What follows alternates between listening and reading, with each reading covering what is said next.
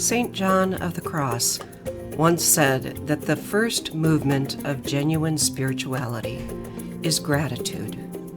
Not guilt, not shame or regret, but gratitude for all that God gives us. We know that when God truly touches us, we can't help but be grateful. When we see God's beauty, God's goodness and abundance in our lives, it transforms us, and our response transforms others. For 150 years, the people who call Trinity Lutheran Church home have responded to God's goodness with a gratefulness and joy that has literally transformed our community and changed lives, near and far away. The 1950s, 60s, and 70s in Mason City were a time of significant economic change.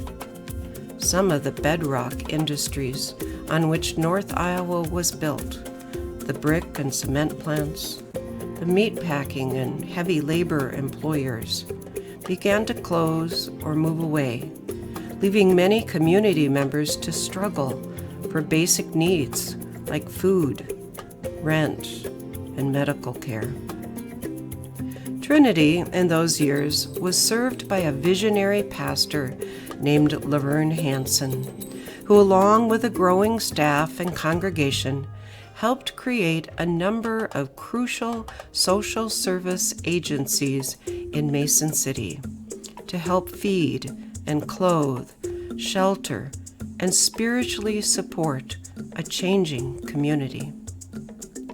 These agencies didn't always bear Trinity's name because in the end, they were community partnerships with support from many different people, including people from other congregations.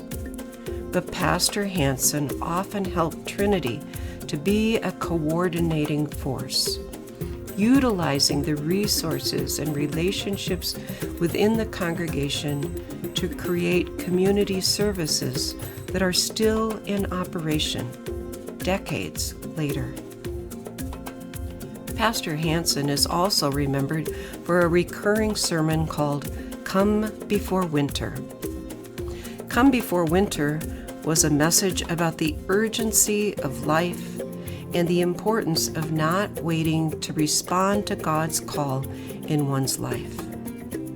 Many people were moved by the sermon each year to call an estranged family member or friend, to deepen their faith, or to consider how God's abundant love in Christ was calling them to change. Today, we stand on the shoulders of countless faithful people who practiced extraordinary generosity out of gratefulness to God. We continue this legacy when we recognize that we, too, are blessed people, and that the ways we respond with our money, our time, and our talents make a difference in our faith lives and in the world around us.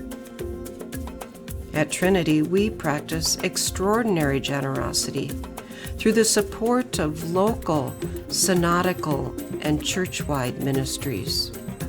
And we believe that every gift given to the Lord is a welcome gift, particularly when it's shared in deep love and gratitude to God.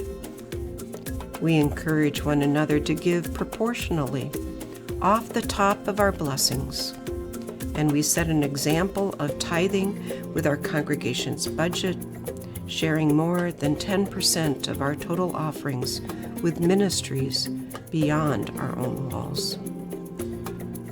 Filled with God's extravagant, abundant love, we seek to emulate that generosity by using what we have for others in a big-hearted way.